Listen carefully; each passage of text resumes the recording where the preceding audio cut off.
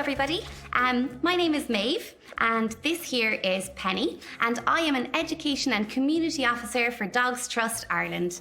And what my job is I go to schools all around the southeast of Ireland, teaching the kids in those classes all about how to be a really responsible dog owner, how to stay safe around dogs, and also teaching kids how to keep our dogs happy and keeping ourselves safe as well.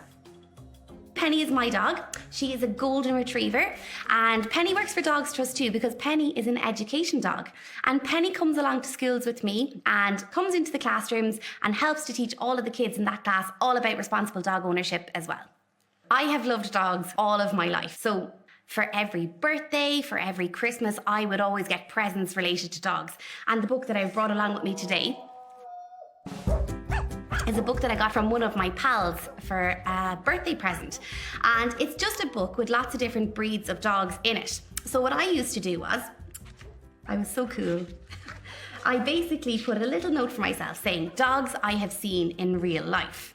And what I used to do was I would bring this book with me everywhere. And if I saw a type of dog that I hadn't seen before, I would put a little asterisk beside it. So in this book, I've marked all of the dogs that I would have seen in real life, and some of them I haven't. So I've got a few with different marks in front of them, and then other ones that I hadn't seen. But this came with me everywhere. And if I spotted a particular breed of dog that I hadn't seen, then I would mark it off. And I suppose I'm so lucky now because when I do go to the Dogs Trust Rehoming Centre, which is in Dublin, I get to see all types of breeds of dogs, from dogs that you might find in this book, but also lots and lots of dogs that are crossbreeds of dogs that wouldn't be in any book anywhere. So I'm really, really lucky, and it's a bit of a dream come true for me. I was a primary school teacher too, but I've always loved dogs and I've always loved looking after dogs, but I've also done a diploma in canine behaviour and dog training. So I'm particularly interested in the behaviour aspects of dogs and why dogs do what they do. So what me and Penny do is when we go to a school, most of the time we visit every single class in the school, from junior infants all the way up to 6th class. And we'll go into that class and we'll talk to all of the kids, the dog owners, the potential dog owners, and even the kids who don't have dogs, all about being a really responsible dog owner, all of the things that you need to have to be a good dog owner. Most importantly, you need time, you need money, and you need some space. But also, because lots and lots of boys and girls in schools can't actually own a dog, and they might really, really love dogs, but we do teach kids all about how to stay safe and how to keep dogs happy, because it's really important that we know how to act around dogs too, because you're going to encounter a dog at some point, whether you own one or not. It might be in the street, it might be on your road, it might be in a friend's or a relation's house. So that's really important to know how to act around them. Dogs are brilliant, but they are a massive responsibility. And lots of people don't realise that. And unfortunately, lots of people think that it's a brilliant idea to get a dog because they see a really cute picture of a dog, or maybe they know somebody who owns a dog and they think, oh, I could do that, it would be really, really easy. However, sometimes they don't realise just how much work it is. They get a dog and then they kind of go, oh, I'm after making a bit of a mistake because it's just too much work. Dogs all require 2 walks every day, and also it can cost a lot of money to look after a dog. You need to consider things like how much is it going to cost to feed your dog, how much are you going to have to pay in vets bills, because every dog needs to be vaccinated once a year, they need to be neutered, they need to be microchipped, they need to be wormed, and all of these costs can add up. And also you need to consider space. Lots of people get dogs when they're puppies, and puppies are brilliant, and I think puppies are deadly. However, lots and lots of puppies will grow into much bigger dogs than they are when they're small.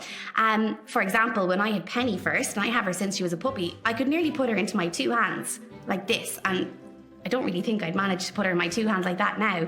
So Penny has grown into a much bigger dog, and she needs quite a bit of space in my house. It also means that she needs quite a bit of exercise. She's a really, really active dog, and if Penny didn't get enough exercise or have enough space, well then she wouldn't be very happy in my home, and it wouldn't really be fair for me to own her. So all of those things are really, really important, and they're things that people need to have: time, money, and space if they are even to consider getting a dog in the first place. Owning a dog is so rewarding. You get back so much more than you put in. Dogs are fantastic companionship. They're brilliant for kids. Once you have all of the things that you need to look after a dog properly, it can teach a kid a lot about responsibility, it's a friendship, and as well as that, you can learn an awful lot about how to look after animals. And a lot about empathy too. You know, when you have a pet dog, you really connect with that dog. There's a real relationship there. And so you do get to see animals as creatures with feelings and emotions, almost like we have as well. So I think that is a fantastic learning experience for any child to have, aside from just being fantastic companionship as well on top of it all too. It's an absolute pleasure and a dream come true to work for Dogs Trust, and it has combined my love of education but also my love of dogs. And I couldn't even have dreamed up a job like this when I was in primary school, but I know that if I had known it even existed, that I would have definitely put it down as my most wanted job. And I'm so happy to work for a charity that does such amazing work looking after dogs from all over Ireland.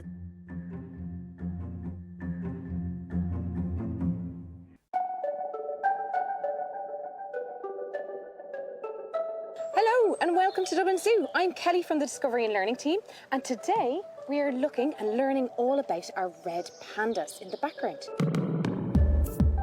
You can probably see that we've got 2 red pandas up in their trees.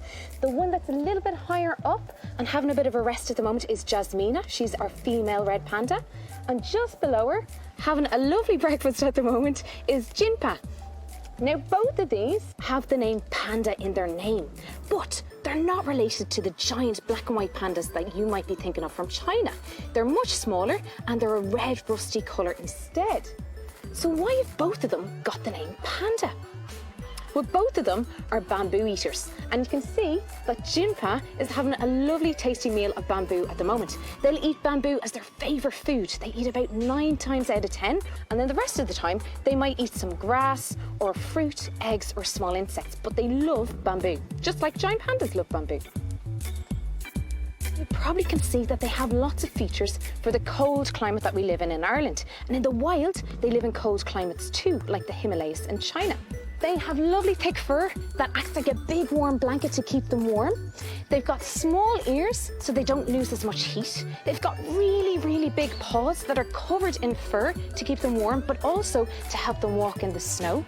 And the extra thing they have is that long ringed bushy tail, and they can wrap that around them like a lovely warm scarf to keep them warm too. So Jinpa the male is eating lots of that bamboo, and you can see that he's gripping onto the bamboo with his ankles and his claws. Now, our red pandas have claws like cats. They have claws that are curved and that can come in and out. They can retract. So when they need to use them to maybe grip onto bark to climb or to hold onto the bamboo that they're eating, they can have the claws out. But if they want, they can take them back in again to keep them nice and protected, a bit like a cat can do. The great thing about red pandas is they are forest acrobats. They can balance really well on branches, a bit like a gymnast on a balance beam. And that is really important in the wild. It means they can stay really high up in trees, away from threats or predators like snow leopards, and keep safe up there and get lots of food there too. So what's very cool is he'll use his claws to grip onto the bark, but he can also rotate his ankles 180 degrees. That's like you or me turning our ankles completely backwards to help them climb all the way down. So if you think of a cat that gets stuck in a tree, they can't get back down again because they can't do this like a red panda would. They can't climb head first back down. Now, they spend about half of their day resting. And some of that is because they like to have sleep, but also it's because the bamboo doesn't give them a huge amount of nutrition, so they have to eat lots of it, probably about 20,000 leaves a day. But then the rest of the time, they like to have their naps. So if we look again at Jinpa, you can see all the lovely colours on his body. So red pandas are also known as fire fox because of their red rusty colour and also the size of their body, a bit like a fox. You can see that he has a great black colouring on the underside of his body, on his belly, and that means if predators like snow leopards are trying to spot them up in the trees, they'd have a really hard time. It'd be really tricky because when they look up, they just see the darkness of the trees. So they blend in or camouflage very well with the bottom of their bodies, their legs and their belly. On the top of their bodies, they're that red rusty colour. Now that might look like it stands out in Ireland quite a lot, but in the wild where they live, that helps them blend into the red-brown moss on the trees that they live in. So all of their body is built for camouflage or blending in. It's no wonder that our red panda have been voted our visitors' favourite animal at Dublin Zoo to come visit. It's probably because they have super, super cute faces. The white colourings on their face might help them blend into the snow, but also the lichens on the trees too. And if you look, the red markings go from their eyes down to the corner of their mouths. And we think that helps them act like sunglasses. It helps protect their eyes from the sun. So that's our red pandas. Thank you so much for joining us today to learn all about them. For more information, please visit rte.ie/learn, and we'll see you soon. Keen here, and Huey, and today we're in the zoo. We can hear the lion roaring there, and that's it. We are looking for the Asian lion, and hopefully a close encounter.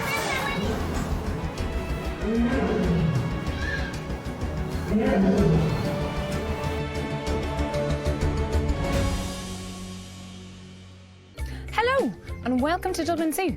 My name is Kelly and I'm a teacher with the Discovery and Learning team. You may have noticed that I'm on my own today.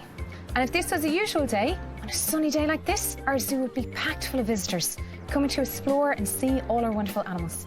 But our visitors need to stay home for a while to keep everyone safe. Well done everyone who's doing that. Today we're going to go explore and see what some of our amazing animals have been up to.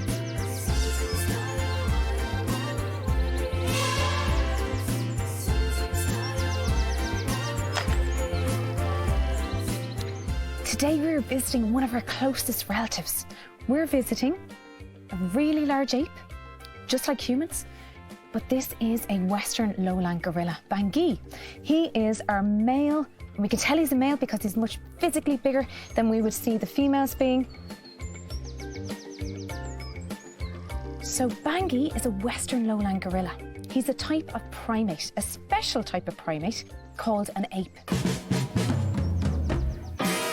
Apes can include things like humans too, chimpanzees,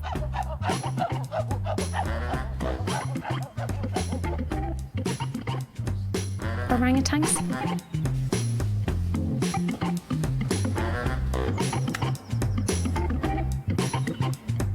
so primates can include monkeys, and monkeys have tails that are much smaller. Bangui is a gorilla. He's a type of ape. It means he's bigger, he's got no tail, and he's also very, very intelligent.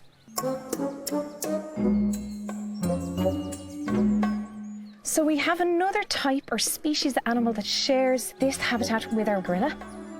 Here you can see a red-capped mangabeys. So these are another type of primate, but you can see that they have tails, so they're a type of monkey. And they share their home with the apes, the gorillas, that are much bigger but don't have a tail. So that's how you can tell monkeys and gorillas or apes apart.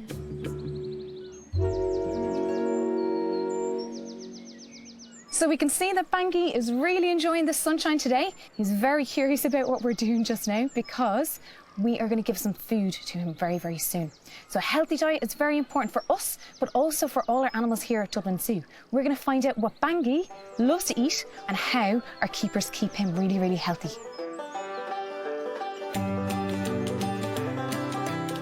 Here we have some of the food that our gorillas love to eat.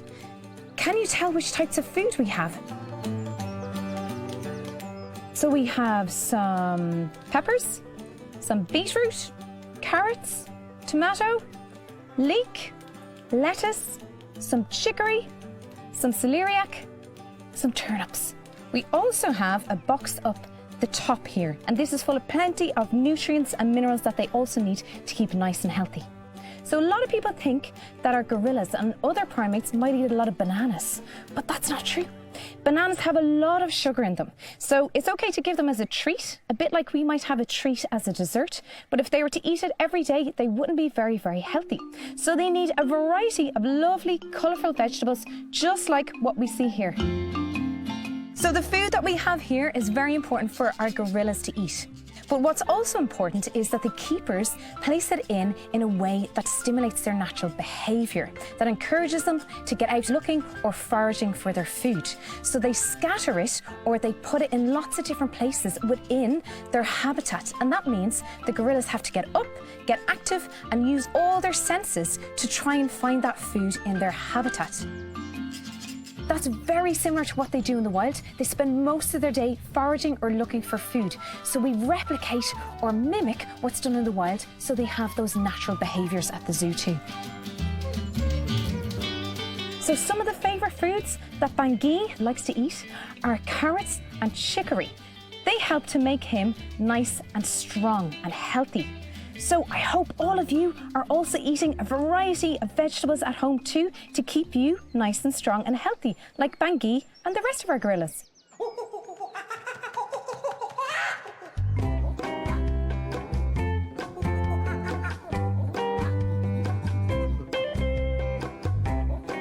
So we've been so lucky to catch a really good view of Bangui today, having his really healthy diet of vegetables. So Bangui has a special routine to keep him fit and healthy. Our routines have changed a lot in the last few weeks, but it's really important to do like the gorillas do and get up at the same time, make sure we go to bed on time and we get 8 hours at least rest per night. So we can see that Bangui is really enjoying the sunshine today. He's also starting to take a nice nibble of the food that one of our zookeepers has thrown in for him. Can you see which type of food that Bangui is eating at the moment?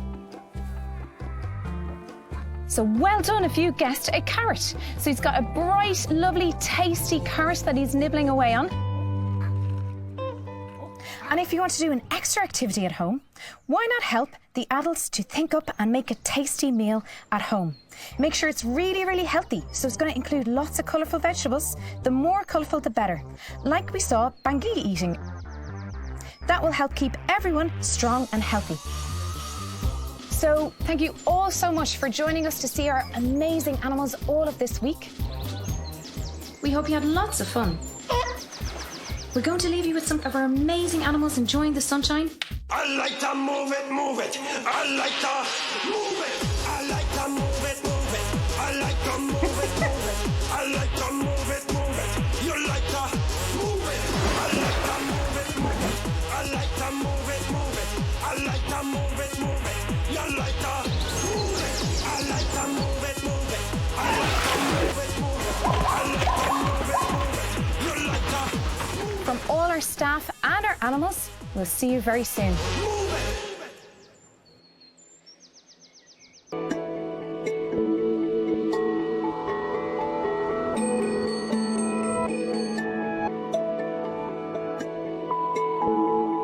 Hi, my name is John from Dublin Zoo in the Discovery and Learning Department, and we're here at the Bongo habitat. I'm going to introduce you to one of our more secretive animals in Dublin Zoo. They're very shy and they're very quiet, so we're going to need to be careful when we look at them. We don't want to scare them off.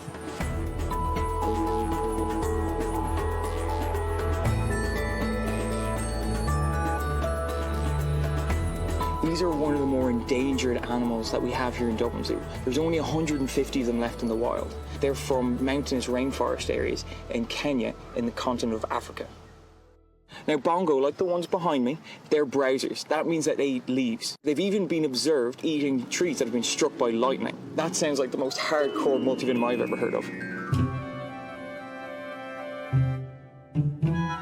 Eastern bongo are the biggest antelope in the world. Antelope are kind of your relatives of cows and goats. Bongo have those massive horns, and they use those for all kinds of things, like protecting themselves, impressing females, and even for rooting up food for themselves. Those horns are made out of keratin. Now, keratin is the same stuff that makes up your fingernails and your hair. When they're running through the trees, their horns could get caught in branches and twigs and things like that. So they have to be very careful. So what Nessie, our male behind us, will do is he'll lay his horns right back against his back, kind of like this, and he'll run through the forest. Now, one of my favourite things about the bongo is their colour. They have that beautiful red with the white stripes. Those help with camouflage for two different reasons. First one is the red colour. Their predators, the leopards, can't really see that red colour. They can only see greens and blues. As well as that, those stripes. Those stripes are meant to blend in with all of the shadows and the light coming through the trees. And if you see there behind me, you can see that dappled light and how those stripes blend them in with their background. They have massive ears, and that's a great adaptation to help them hear predators coming through the forest. And you can see even the babies, when they're born, they have huge ears like radar dishes for picking up any noise that comes through the forest. Our next animal also has big ears for listening, the okapi, or the forest giraffe.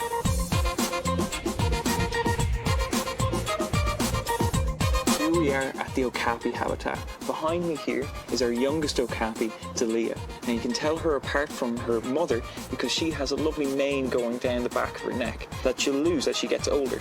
Now the okapi, they're from the Ituri rainforest in Central Africa. And it wasn't until the 1900s that we in Western Europe discovered that they existed.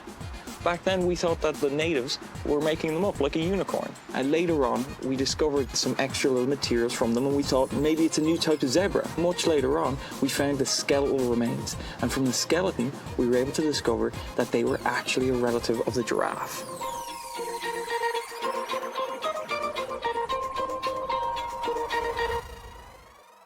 There's a few similarities that they have there. First one is their ossicones. Now the females of the okapi don't have those, but the males do. And they're little horn-like structures that come off the head. The difference between those and horns is that ossicones are made out of bone.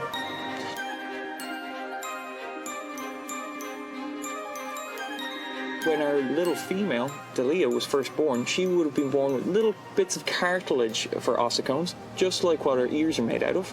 And then as time goes on, those ossicones start to turn into bone, or ossify. That's where we get the name ossicone from. As they're eating there, you might see their big long tongue. That's about 30 centimeters long, just as long as my fake okapi tongue here. And they use those tongues to grab onto and pull leaves off the trees. And we call that prehensile, when you're able to move it around and wrap it around things.